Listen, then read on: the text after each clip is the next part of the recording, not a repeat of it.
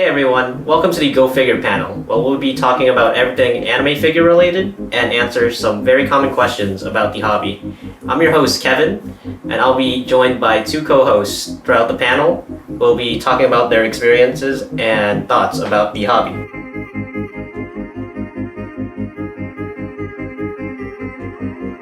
So what's a figure? A figure is a statue molded in some type of plastic. In the world of anime, this allows us to take our beloved 2D anime characters and bring them into the 3D world. And they come in all shapes and sizes, from small Nendoroids to big scale figures. And I hear you, where do I get started? Well, in this panel, we'll answer every type of question that you guys may have. So, what kind of figures are there? Figures can cost from a measly $10 to $20 to hundreds of dollars. And this generally depends on two things: the size of the figure and the amount of effort that was put into the figure. You'll see as we go through the figures we have today that as the quality of the figure rises, the price also rises. So we'll be going in sequential order from price, starting off with the cheaper figures. Okay.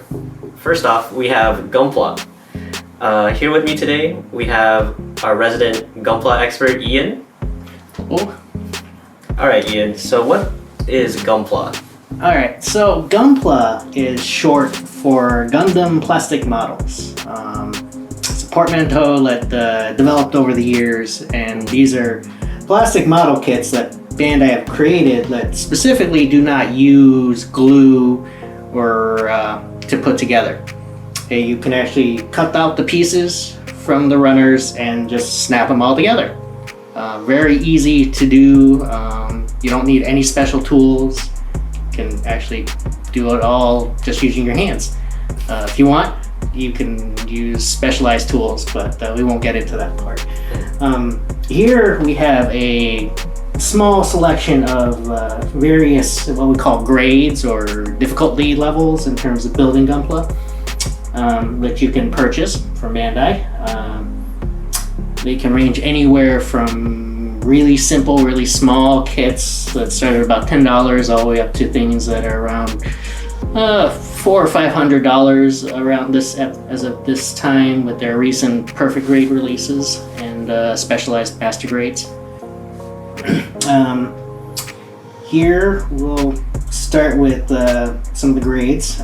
Here we have the smallest that you can possibly get, which is we call super deformed, or SD. Super simple, not a whole lot going on here, but really easy and fun to build. So how long does this super deformed kit take to build? It depends on how much effort you want to put in there.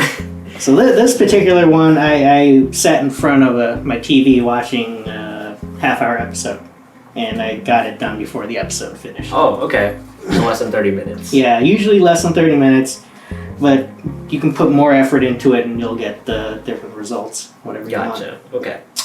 Next level up, we've got what we call the high grades, or HGs. That would be the smaller ones that are floating around here. These are actual to scale to the actual mobile suits in the Gundam franchise. And they have more detail, more posability. You can do a lot of interesting things with them in terms of posing, colors, and painting, and whatever you want to do here. These are all snapped together still, so same as anything else. This one here is a special version of an HG in that this was made for their 40th anniversary of Gunpla, and it's highly posable, as you can see, sitting like that. Yeah. And you can just do some ridiculous things with it. They put in a lot of engineering work onto it. This one here, along with these three others, these are more standard HGs. And you can see how they're posed. You got fun details, little gimmicks, really good stuff. Next up here we have what's called a real grade. This particular one, the problem with SDs is that they do not balance correctly either when they got giant wings like that. But this is what we call a real grade. This is to scale. It's got almost all the details that the original Gundam was supposed to have, what they put in here. This one was released. I forget the exact year it was released, but it's has a lot more details compared to the high grades. You can actually, if you move, as you're posing it, you can actually see like the armored plates sliding like so to reveal the inner frame and everything. And you can also see the little engineering tricks and techniques they did to make it like as realistic as possible in terms of getting the leg to bend, the knee to actually fold out properly to be used. Okay. And this will take way more time than a regular old high grade, right? Yeah. So if the SD is 30 minutes, a high grade is maybe an hour. This particular real grade has not aged very well, so parts are looser than they should be. This one, on and off, I was working on it for about a month, I want to say, so probably a good like 40 hours or so directly. Hey, we can just Okay, it does not want to sit right. Nope, that will not stand right. Lay down. I wonder if I can pose it right now. 1 second here. Okay. That'll happen too a lot. But there you go. See, it's just a snap together. And you do want to be careful with these real grades because they do have a lot of tiny pieces. Some smaller than a centimeter or so. I'll just put him down like kneeling like so. That way, There you go. he's at least not yeah. Okay. And moving up, we have this guy.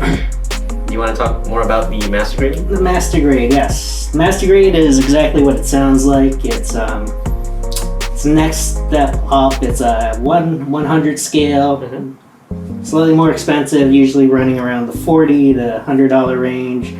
More detail, more posability, more moving parts. Sometimes they'll have an internal skeleton similar to the real grade. This particular kit, I want to say, took me about good 20, 30 hours to work on. Just because it's got more moving parts than a normal master grade, because it can actually transform. I'm not going to do that because that actually takes a while to make it transform. It's not quite as fragile as the in terms of parts, because it is an older kit, so it's a little bit more solid. And yeah, that is the master grade. And then what we don't have here is a perfect grade, unfortunately. Right. My current perfect grade is still in pieces, so I can't show that. But it is a 1/60th scale, and it's almost twice as big as the... 1/60th scale for a Gundam would put it at about a foot. Yeah, somewhere about here-ish. Yeah. And those are very expensive at about they start at about 150 and goes up upwards of 300 at this point. And yeah, these are Gunpla. And as you can see here, these are similar to regular model kits in terms of you put them together and then you can paint them and do whatever. You don't have to do that with Bandai's kits though, because they all come colored. They all come in colored runners, unlike most Western model kits. And you also don't need glue, as I said before. These are all just snapped together. So when did you first get into Gunpla, Ian? I got him into, let's see, when got into them around middle school, actually, when I was around 13 or 14, when I understood what building a model kit was. And that was I actually enjoyed them a lot because I like building things. I had a lot of Lego sets. When I got this, I was just like, oh, this is even better. I can make giant robots. Well, giant, but scale robots and put them all together and snap them together. And it was a lot of fun, actually, growing up and building these. But for when I first started, however, I did not have any tools. I just used a pair of scissors to cut them all out. So that was a thing that you could do. They're not the cleanest of builds, but it's not recommended that you use scissors when building these. But you were still able to build them, which was a lot of fun. I mean, the Bandai's got a new kit that's coming out where you don't even need to use any tools. You can just snap them out, and any type of nub marks are pretty much hidden. Oh, really? Okay. Yeah. So that's how that goes.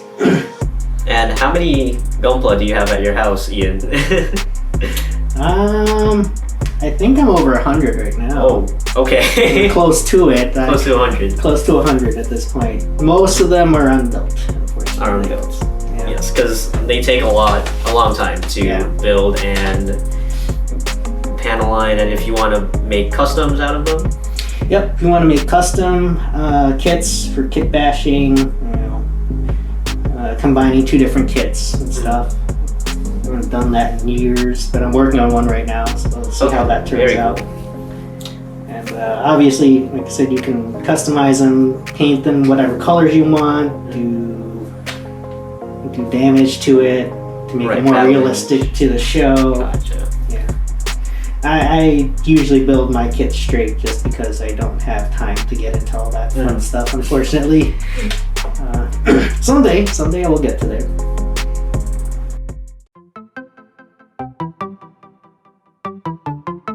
And next up, we have the Nendoroid line of figures, and we have my next co-host, Andy, a close friend of mine, and he'll be introducing us to this line of figures.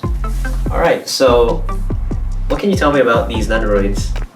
So Nendoroids are very small, super deformed figures that are pretty affordable, relatively, compared to like scales and stuff. They're affordable, they're posable, and I mean, in general, they're just really cute. So, Good Small Company, the company that produces Nendoroids, have been going at it for like several years now. They're about like at like 1,000, maybe 100, 200, something around those lines. There are a lot of Nendoroids. Yeah. And what kind of series do they produce these for? Oh, many. So we have like series, like very popular series such as Demon Slayer, My Hero Academia, Made in Abyss, the whole line of Fate, which is they love Fate. Good Small Companies love Fate. Yeah. And I have a more obscure one here. This is from Hyperdimension Neptunia. This Nendoroid actually came with the Blu-ray Special Edition set, and it was very hard to get this. This was produced in 2014. I got into Neptunia a few years later, and when I found out they had one, I was so happy, and then I found out it was limited edition. And how much was this one? Too much to talk about. Too much to talk about. Okay. Yeah. So if you like, Nendoroids don't usually like come back after a while. Since this is a special edition one, they don't like remake it, especially since it comes with the Blu-ray. Oh, actually I lied, because for Neptunia 10th anniversary, they're coming out with a re-release of Neptune. But that's besides the point. That. Yeah. So Nendoroids go for around like the average of $50, but if you buy them used, it can go up significantly depending on like how popular the character is. And how rare these Nendoroids are. Yes. Yeah. I don't have any like too rare Nendoroids with me today, but yeah. Yeah, and all of these, I suppose they all cost around 50, 60. Yeah. They won't cost you much? No, they won't. Okay. It's much more affordable than scale figures. And these are small enough that I guess you can put them in like if you have an office desk, you can just place one down. Absolutely. They can keep you company while you work. Okay, and today you have a new one that you just bought. Yes, I have a special new Nendoroid that I got. This is the Assassin Servant Okada Izo from Fate Grand Order.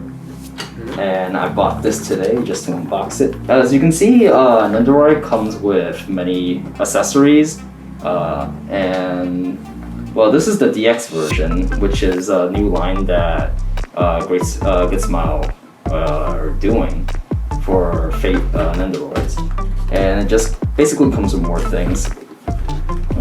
Let's see, open it up. Okay.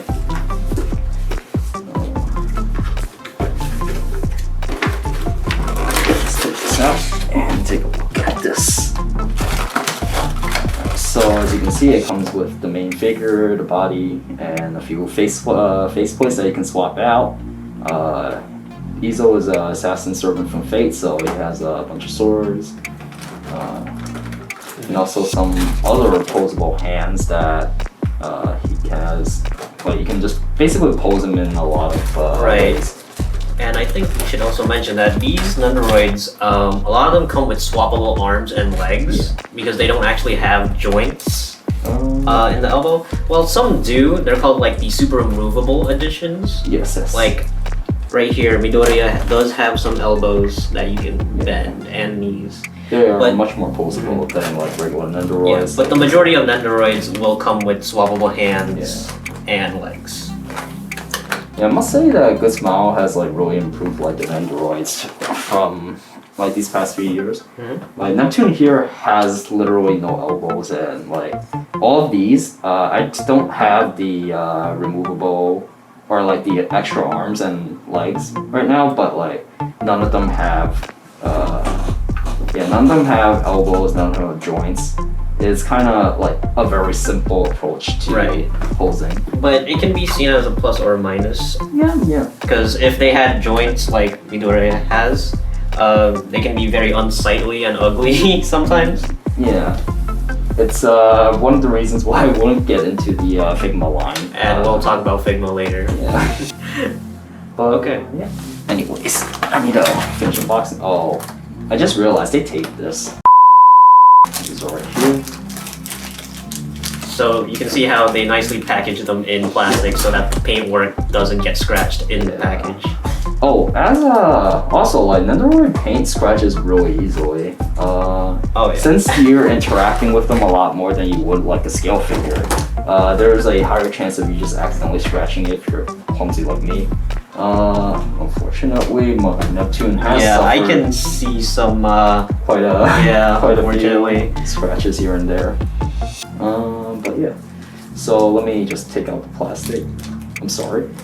Yeah. So they are disassemblable, and you kind of have to in order to remove the plastic. Oh god. This gives me great pain. Okay.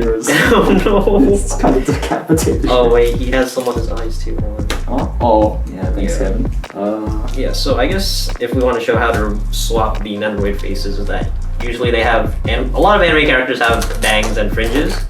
So what you want to do is you can separate the hair here and get rid of that plastic. Yep.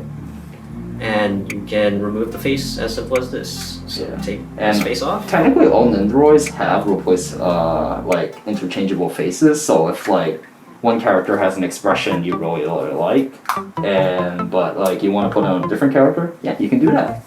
Oh, that's really cool. And there's the new face. So we also have some accessories. The Good Smile packages their Nendoroids really well. They probably won't get damaged. They won't get damaged during shipping. And also because the parts are really small. Not gonna run into each other. Just pull this up. So this is a sword that Izo uses. It is really small, but it's still like really well sculpted. And a lot of Nendoroids, especially with the ones with the swords, they can't actually pull out, right? Yeah. And they're swappable. Yep, that is why you have like multiple. Just small parts. Find that. Small parts. Let me just put this down. I'll find out later. But you have like. Right. Yeah. So you get multiple swords. You can have multiple swords.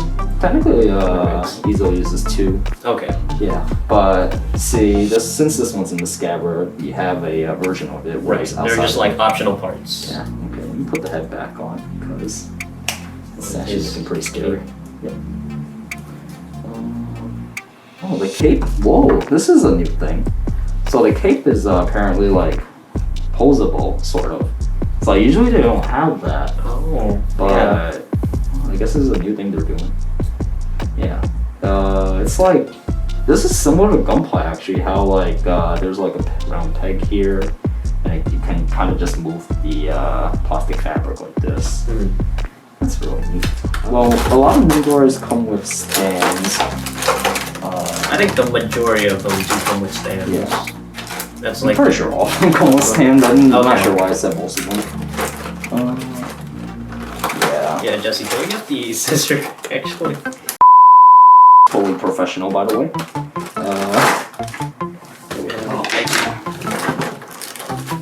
Yes. All Nendoroids come with this. Oh, there's one more. The packaging, good smell is really nice, but it's also really frustrating at the same time. So these are the parts that come with the DX Yeah, version. this is the DX version of this Nendoroid. The stand comes with the original, they just package it differently.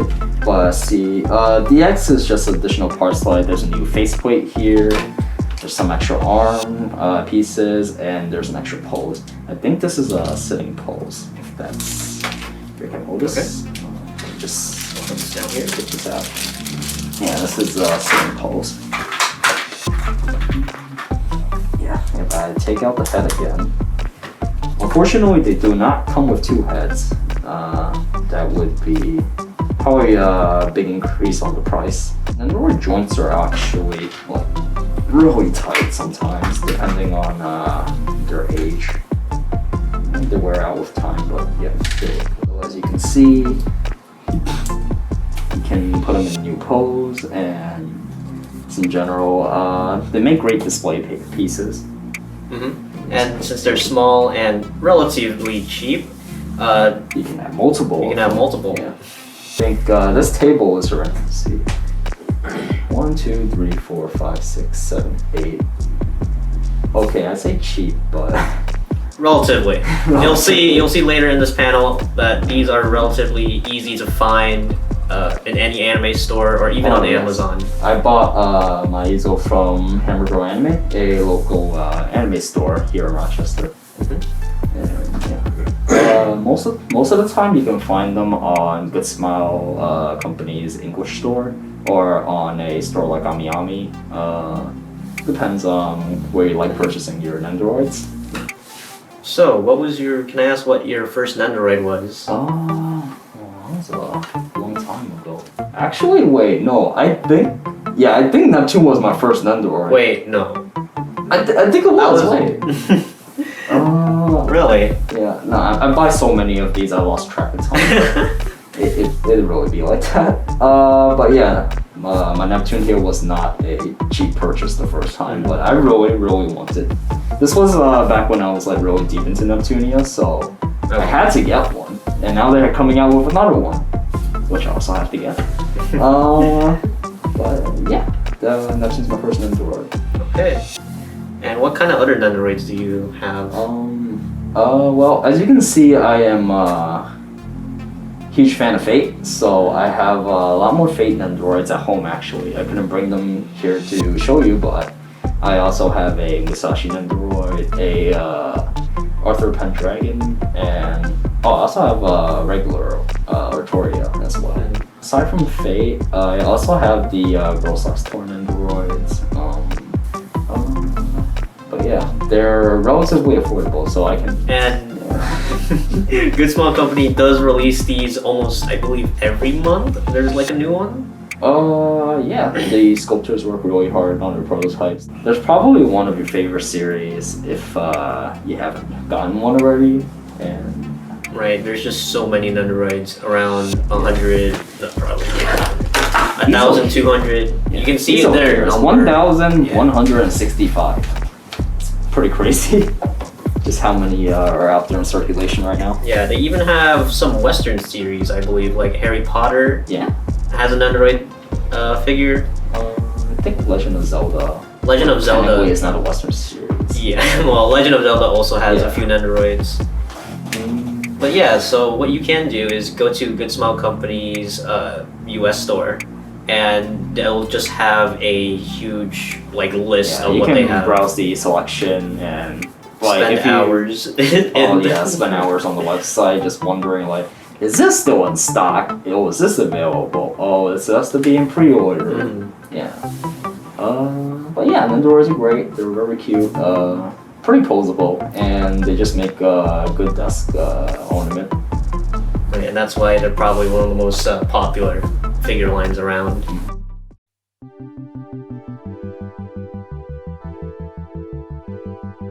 So if you're just starting out your anime figure collecting hobby and you don't want to break the bank or you want to test out the waters, these Gashapon and blind box sets are a great way to start out. And with me I have another co-host, Jessie. Hello. And she'll be talking about these Gashapon and blind box figures that she has. Yeah. So how much do these cost? So Gachapon are just a couple of dollars, really. In Japan, if you're buying them here in America, there might be a slight markup just because Of of course. shipping costs, you know, and the reseller wants to make some sort of profit off of them. But like they're really cheap, under $10, pretty Under much. $10, wow. Yes. So this is an example of a Gachapon here. This is, you know, I can't even remember his name. I think you said Balmont? Yes, Balmond from Dot Hack. It's very, very old. I got this when I was in middle school, which is longer ago than I'm going to admit on camera. But he's a Gachapon. So these, also known as capsule toys, they actually often do come in a plastic circular capsule.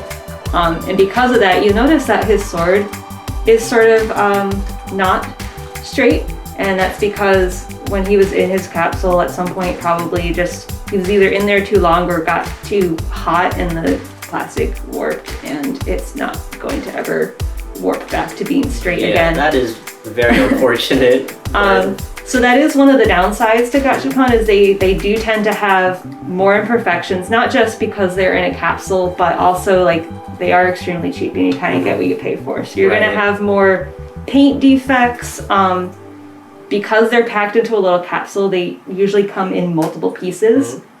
Those pieces can be very hard to stick together and to make them stay together. The joints tend to be not great quality joints, so they fall apart really easily. So like I have some in my cabinet here that basically are constantly just laying over on their sides because I cannot get them to stand up straight. They don't stay in their stands. Their feet are slightly warped so they don't stay flat anymore. So there are problems with them, but they're so cheap and they are like kind of cute. So we do have a bunch of them. And I think just like Nendoroids, like these are small enough for like office desk ornaments to keep around and keep you company while you work. Yeah, I used to before we moved here, like I used to have a desk where I would just have like a little shelf that was just lined with lots of Gachapon. And then these Tachikoma from the Ghost in the Shell series, and then these two figures from Wrong Woman Half. These are examples of blind boxes. So they're called blind boxes because what they do is they come in a small little cardboard box, and there'll be a picture on the side of like 5 or 10 different figures, and you don't know which one is in the box until you actually purchase it and open it. So you don't know exactly which figure you're getting until you've gone home and opened it. Okay. Usually, so they're always from the same series typically, but they'll be like different characters, or it's the same character in different poses or wearing different outfits. So like these Tachikoma are blind boxes, and they look really similar, but they are actually different. One of them's got wheels, and there's like other very minor differences between them. And they were blind boxes, so you didn't know which one you had until you opened it. And then like the Rama One Half, this is actually a pretty intricate blind box because it's actually like a whole scene. It's almost like a little diorama. all the ones in this line were like that, where it was different scenes from the show. And so that, like, its box it came in was pretty large. But sort of like the gachapon, they tend to come in pieces and you kind of have to reassemble them. So like, you know, she comes off the stand, the whole deck that they're sitting on comes apart. So and the blind boxes can run, they can vary from like $5 to $15, I think, usually. Like a larger one like this might be a little bit more expensive compared to this, you know, something that comes in a smaller box. I see. So, and blind boxes can, you know, once again, they're affordable and they're great fun, but you do get what you're paid for. So you are, once again, more likely to see imperfections, or even just like the character itself might be a little bit off model. Like you'll look at it and be like, the face is kind of weird compared to the actual like character in the show. But... And it sort of sucks because like there's no windows or anything because it's all like blind and you don't know what you're getting. So you can't even see like the imperfection. Because usually when I go shopping and I see like, let's say Figma or Nendoroids, like I like to look in the windows that they have to see if there are any imperfections. And like this one or this one, or this one looks a little better. Yeah, and you can't do that with these, but... Yeah, but I mean, some people, you know, they enjoy the, like, you don't know where they're gonna get. Oh yeah, for sure. If you really hate that, like if you're buying these online, you know, usually they'll tell you which one you're getting. Or if you go to Japan, there actually are certain stores in places like Akihabara where they will sell you opened boxes. So that you know which one you're getting. But those have like a small, I guess, uptick in price because... Usually they're slightly marked up to, because you're kind of paying for the convenience of knowing like this is the figure I'm gonna get. Okay. So. Okay, well thank you very much for explaining these gachapon and blind box items. So moving up the ladder, we have Good Smile Company and Max Factory's line of figures called Figma. Figma is they go for a more proportioned look. They're not super deformed or chibi like the Nendoroids that we saw before. And they can cost around $50 to $100 depending on how much stuff is in the box. You can usually tell how much a Figma will cost by the size of a box. Oh yeah, I think the Gilgamesh one was pretty big. The Gilgamesh one, he had a second body. Oh, he had a second body in that? Yeah, like for his his third ascension. Yeah, okay. Yeah, Figma boxes usually come in like a rectangular one or a larger square box. The larger square boxes usually cost around $100. I believe if we turn around, yeah, this one. I believe. What series is that from? This is from a line of artworks called from Neko, I believe his name was. The Japanese artist. They're called Heavily Armed High School Girls. So very apt name. All of them have like really cool weapon designs. I love Neko. I follow him on Twitter. He's freaking amazing with mechanical designs and futuristic sci-fi designs. So for Roku here, I hope I'm getting that name right. They're named after numbers, so they have San, Shi, and Roku, and Ichi. Roku here came in a large square box, and she was about, I guess, $90 to $100. I can't really remember. Oh, it's pretty pricey. Yeah, it's very pricey, but I guess Good Smile Company likes to give a lot of bonuses with some Figmas, and for the Heavily Armed High School Girls, they came with like these little postcards of the original artwork that Neko drew and some concept art in the back, so that was really a nice bonus in the box. As for other series, again, Good Smile Company, they love Fate, so we have Fate, we have Mordred here, and if you want to pick that up, yeah, and Tamamo. Mordred was really nice because she came with she comes with an alternate headset or alternate head with her helmet retracted, and she comes with her sword Clarent activated in her Noble Phantasm, or you can have it normal. but you can see how much detail there is in the painting of the sword, and how the sword has like this really nice gradient from pink to blue to purple. It's not to mention the armor is really The nicely armor shaded. is very nice. I think Max Factory did this one rather than Goodsmell. So the armor has really nice metallic sheen to it, and it's very show accurate, as from what I can tell. But what's nice with every Figma is, of course, you get the Figma stands, which I have too many of. And what's really nice about the Figma stands is that they have a standard 3.5mm peg, and most figures come with 3.5mm holes, so you can use these Figma stands for other figures. Other things that are included in the box is, this is why I like Figma, they give you freaking sandwich bags, which each Figma that you can store the accessories in. So this one is for Aqua, and let me just show you what Aqua comes with. Yeah, Nendoroids don't do that. Yeah. Unfortunately. So if you want to spend a few extra bucks on a really nice Figma other than a Nendoroid, then I suggest that you do. So the thing I don't like about Figmas actually is that like while they're really nice, the joints are very visible. Oh yeah. Yeah. Okay, that is Aqua is yeah, a good Aqua example. is a great example. Since Figmas have joints, They're meant to be really posable. they're meant to be really posable, but these joints, they design them. They don't have a good design for them, I would say. They're It's hard to design joints Yeah, it's that very are hard to like design joints. yeah, yeah. that are very not visible. But as you can see, Aqua has like this circular joint here that you can bend. While it gives the figure more posability, It if you just sacrifices the aesthetics. Yeah. it ruins like the line of like the silhouette of the arm, and you have like this unsightly bump in the middle of the arm. Yeah. So that's why a lot of people that I know don't really like Figmas, and rather would just have a Nendoroid. I think it's just me. He's talking about me. No.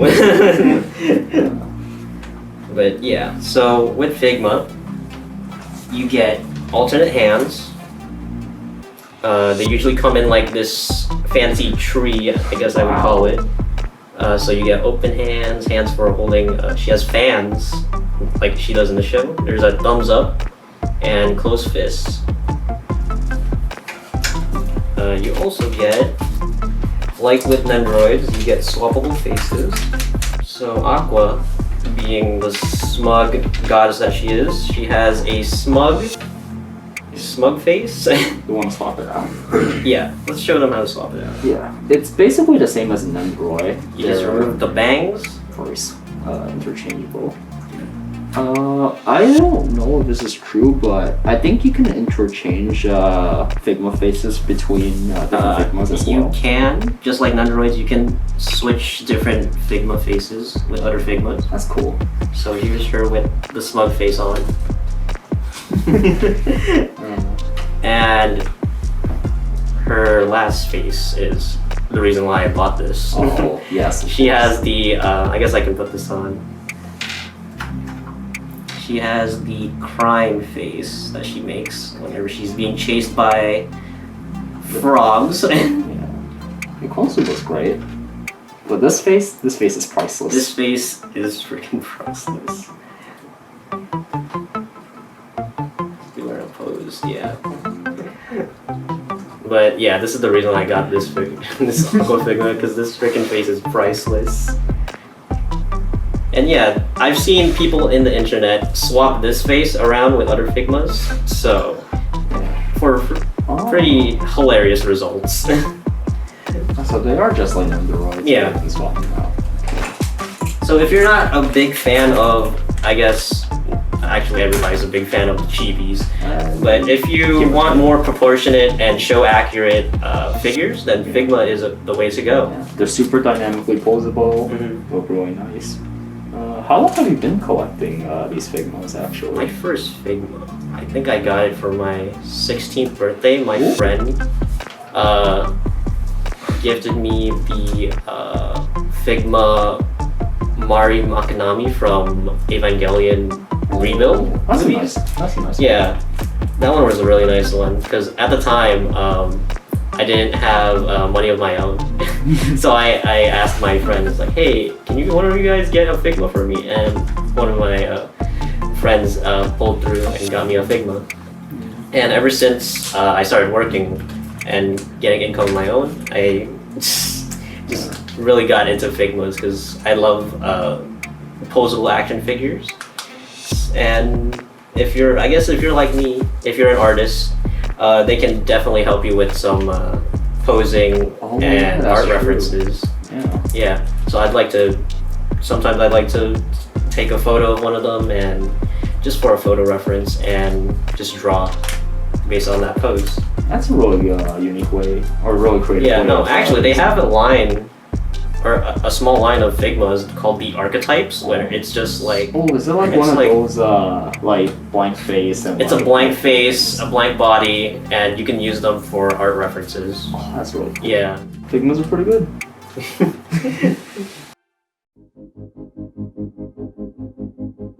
So if you're not interested in what Figma and Good Smell Company is offering in terms of their Figma line, there are a whole bunch of other action figure lines that you can get into. Here are just some examples. Bandai has their own, I guess, action figure line that's similar to Figma called SH Figure Arts. And they're very similar to Figma in that they're posable, they're very show accurate. As you can see with these Kamen Rider ones that we have. And they do come with a lot of accessories. But they don't come with... did Vice come with a stand, Ian? Vice did not come with a stand. Okay. It just had that weird platform That base, okay. that didn't actually hold them up or anything. Yeah. So they don't come with stands, they don't come with that fancy Figma bag that all Figmas come with. These are traditional. These are more traditional action figures, like things that you would find here in America, like old G.I. Joes, I don't even know.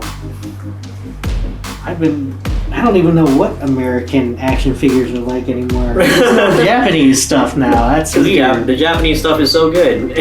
Well, for the most part. For the most part. Yeah, there is some stuff that like older G.I. Joe action figures and old dolls and stuff that I thought were much nicer. But in terms of articulation, it's kind of hard to beat. But yes.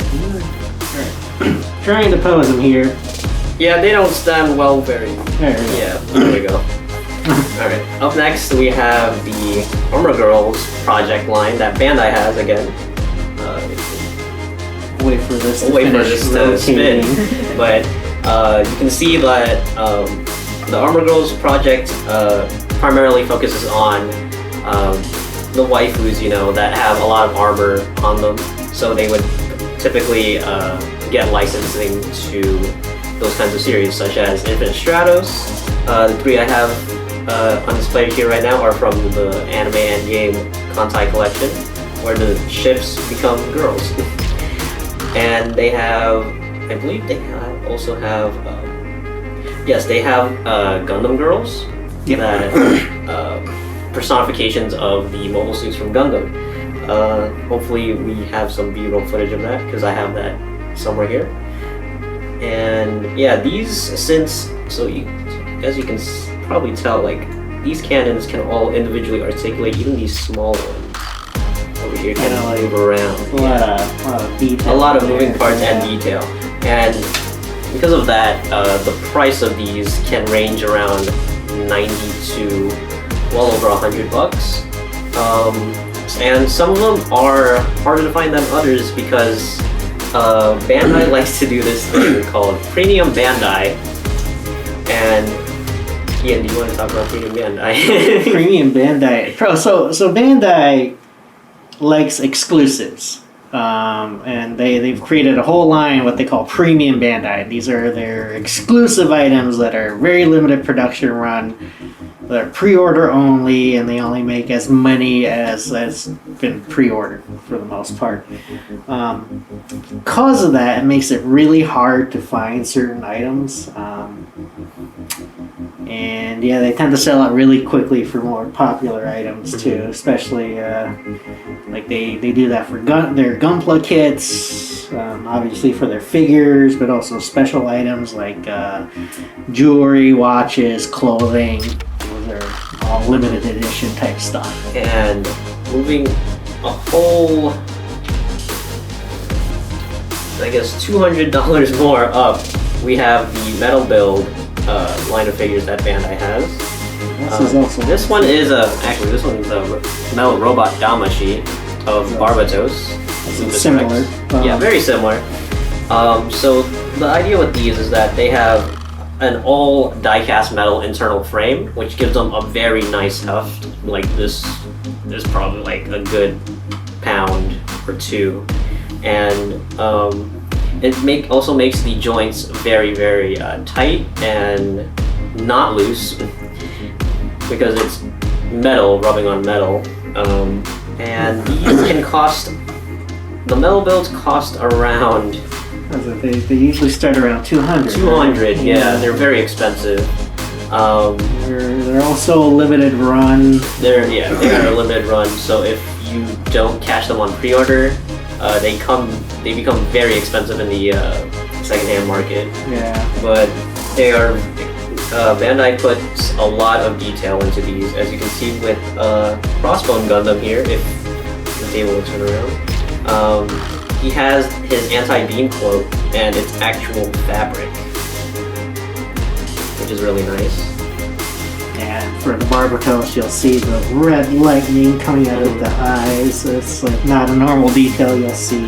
Yes. And because it's all like a die-cast metal frame, it means that you have much higher posability than normal action figures.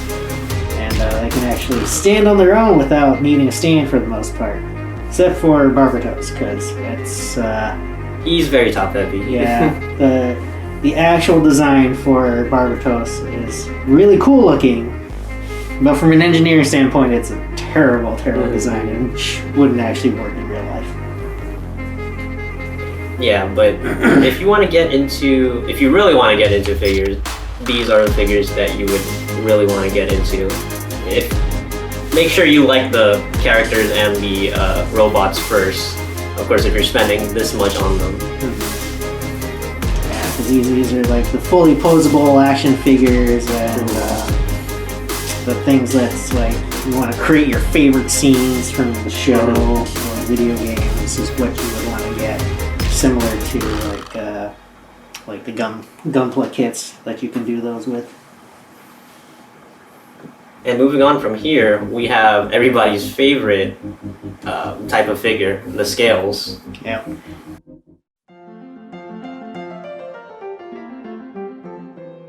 And lastly, we have the scale figures. These figures are static, non-posable figures, which are made to just look beautiful, and you can just put them on a shelf and admire them. And they're called scale figures because they come in different scales. So you have 1/4 scale, 1/5 scale, 1/6, all the way up to 1/7, 1/8 for 1/7 and 1/8 are the most common. But as you can see with this one that we have, they're very, very beautiful to look at, very detailed. Yeah.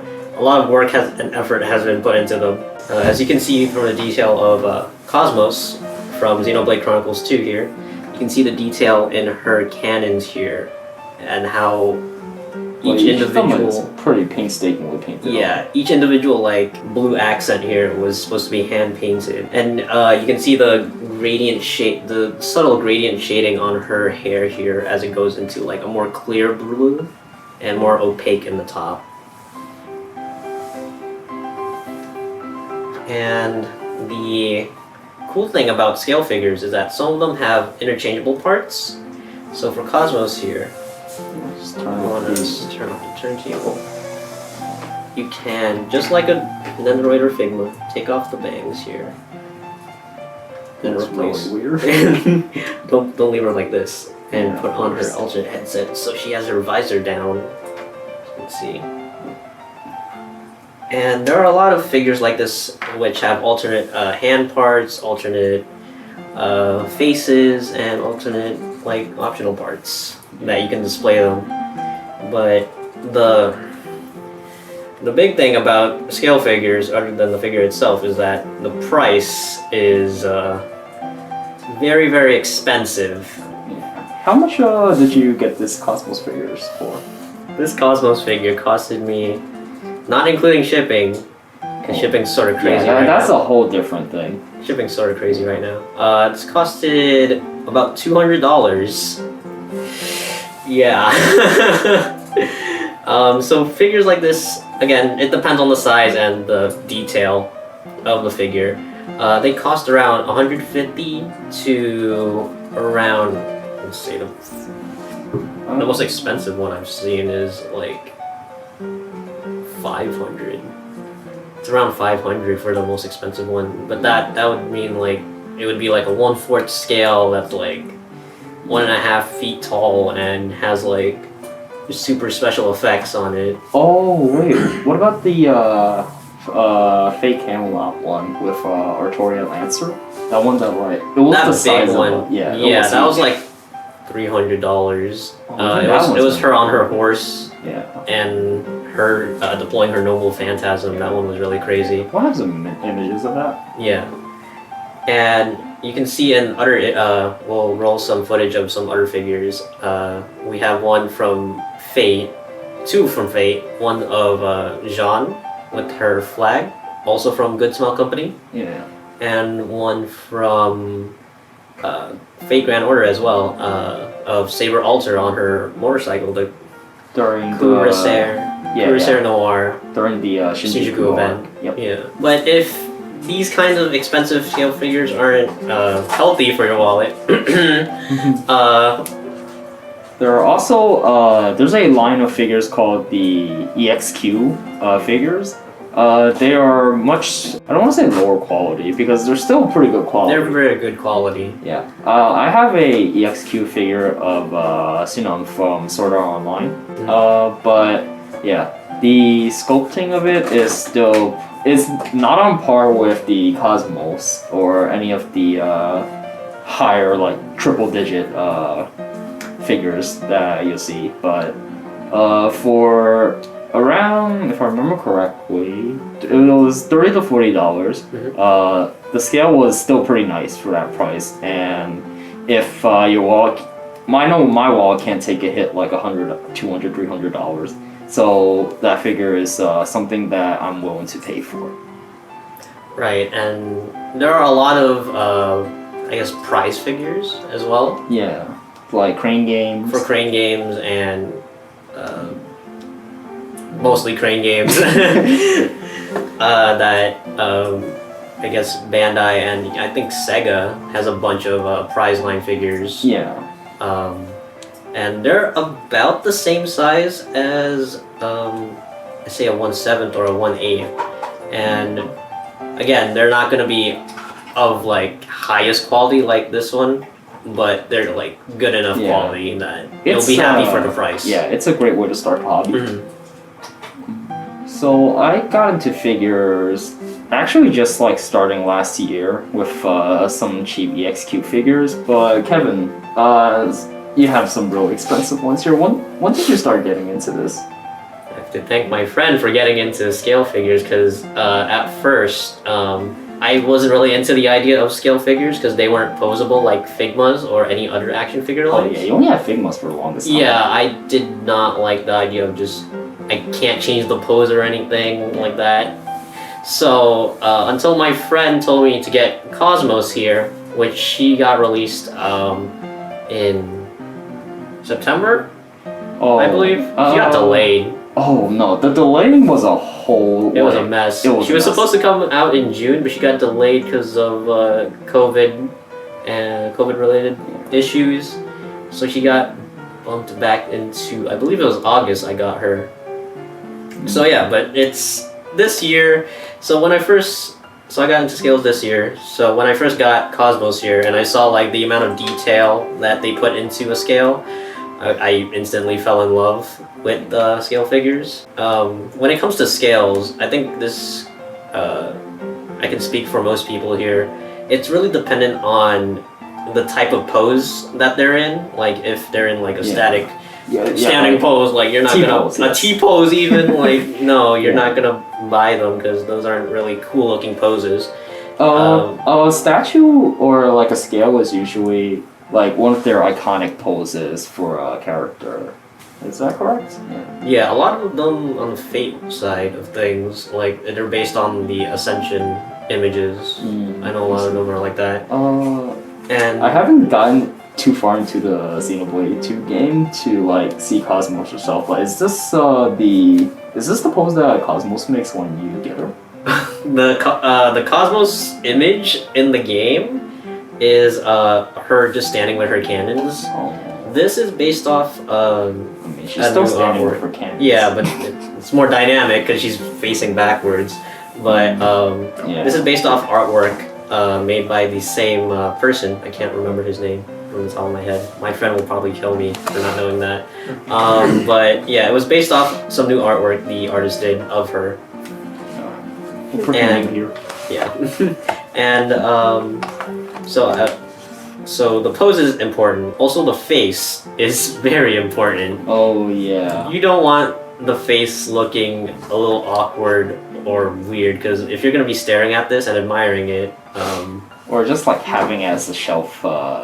You want it to at least look presentable. yeah, you want it to look at least presentable because you're spending a lot of money. You want to make sure like this is what you want, definitely. So Kevin, where would you buy some of these figures, Gunpla, and all this? So the easiest way to get all these figures is through an online seller like Amazon, who you can just search up like anime figure and you'll get like 1,000 results for this, like maybe a Figma or a Nendoroid. But if you want to go a little bit more specific, because Amazon does tend to have some sketchy sellers, you can buy them through other online shops like Ami is a really good one. Right Stuff here in America is also a great seller. The Crunchyroll store as well.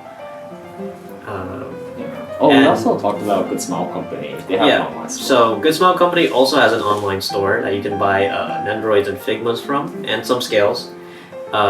They also, in their website, have an official partner list that you can check, and all those stores and partners that they have on that list will sell official and authentic figures. You can also check other manufacturers' sites like Bandai to see where they sell their figures. Also, another good way is to just go to, if you have one, your local anime store. We have one here. It's called Hamburger Anime. Yeah, here in Rochester we have Hamburger Anime.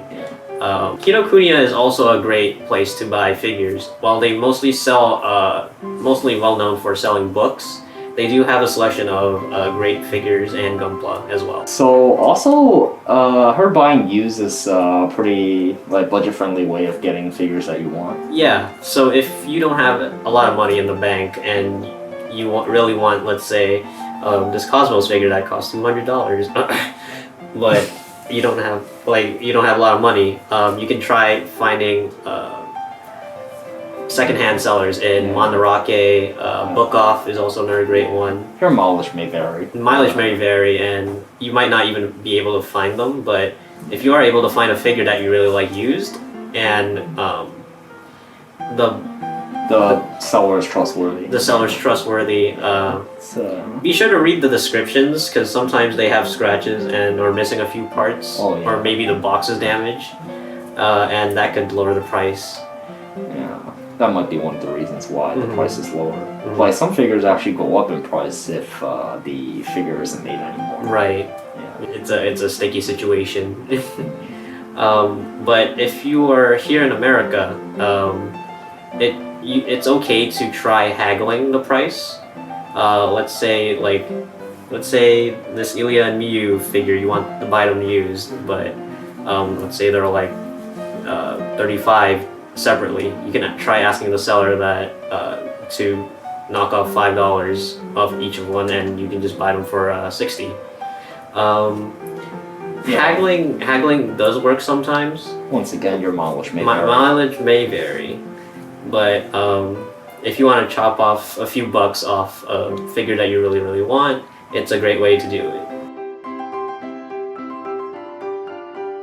So once you get the figure, is it very difficult to like, I don't know, take care of it, like maintain it? Not particularly. It's not as high maintenance as, let's say, taking care of a pet, because it's not a living being. But Okay, Kevin.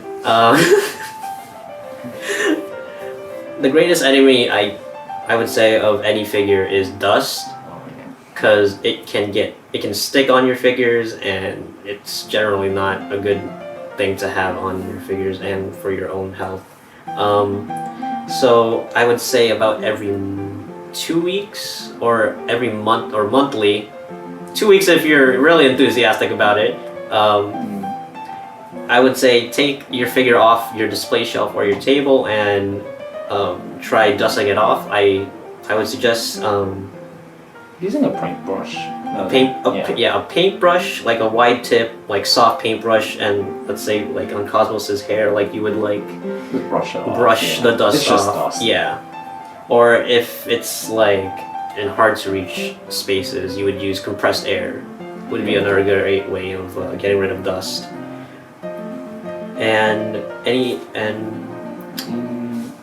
another general tip that you should know is you shouldn't display your figure in direct sunlight, otherwise the paint Oh yeah. that makes and the sense. color could It can discolor. it can discolor. In worst case scenario, your figure might like. It is ultimately plastic. It can melt. Yeah. I don't know. And unless like, you live what in kind of like conditions. if you live in Death Valley or something, you Jesus. don't want to have your figure next to like and feel like a direct hot- sun. Yeah, yeah. a direct sun on a very hot day would melt your yeah. figure. Just be careful about that. yeah, be careful where you place it. Yeah. But for most people, discoloration is Discoloration. a huge issue. Another issue too is leaning. Leaning. Yeah. Hmm? So leaning.